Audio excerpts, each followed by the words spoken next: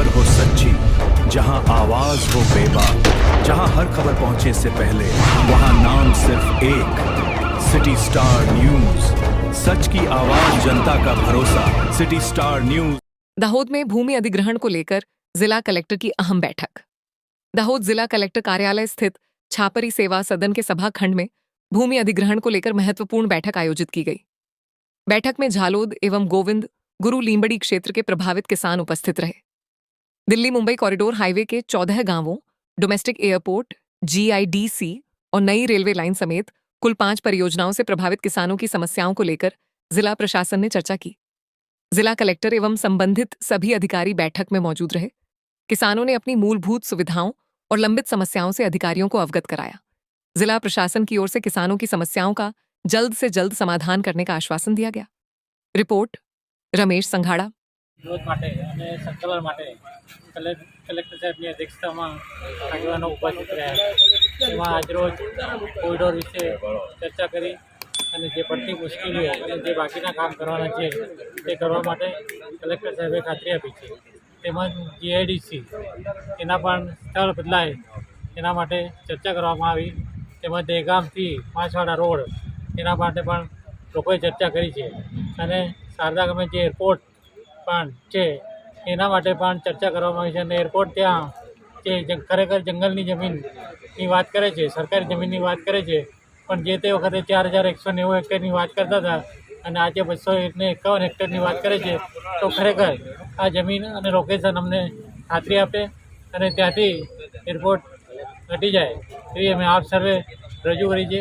અને આવનાર સમયમાં જો આ સરકાર અમારી વાત સાંભળશે નહીં તો આવનાર સમયમાં અમે આદિવાસીઓ ભેગા થઈ અને ગાંધીજીને માર્ગે પણ આને લડત ચલાવીશું અને અમારા વિસ્તારમાં આ પરિયોજના કોઈ પણ નહીં આવે એના માટે અમે સર્વે એક થઈને રજૂઆત કરીએ છીએ.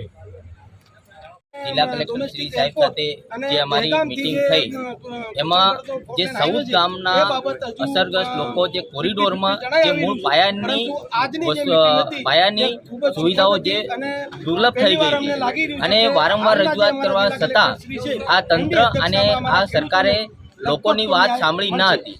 પણ અમારા તમામ આગેવાનો ખેડૂતોએ જ્યારે આંદોલન કરવાની વાત આવી ત્યારે આજે કલેક્ટરશ્રીએ અમને તમામ ખેડૂતો આગેવાનોને બોલાયા અને કલેક્ટરશ્રી દ્વારા કહેવામાં આવ્યું કે આવનાર ટૂંક જ સમયમાં આ તમારી તમામ સુવિધાઓ અમે તમને સુપરત કરી આપીશું.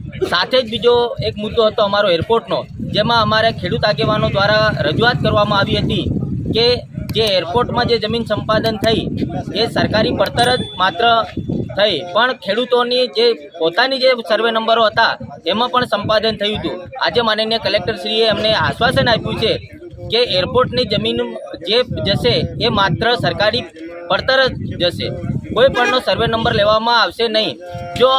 જો સરકાર અને તંત્ર ફરીથી જો આ ખાનગી માલિકોના જે સર્વે નંબરોમાં જે એરપોર્ટની જમીન લેવામાં આવશે તો આ જેટલા પણ ખેડૂતો છે એ ગુરુ ગોવિંદ લીંબડી તાલુકાના તમામ ખેડૂતો આ એરપોર્ટનો વિરોધ કરશે અને GIDCમાં પણ અમે સખત વિરોધ કરીએ છીએ. અને આજે કલેક્ટરશ્રીને પણ અમે એનો વાત મૂકી છે કે ટ્રાઇબલ એરિયા છે અને આદિવાસીઓની જે જમીન હડપી અને તમે GIDC બનાવો છો તો એ GIDCને તમામ ખેડૂતોએ અને તમામ વિસ્તારના લોકો નકારે છે.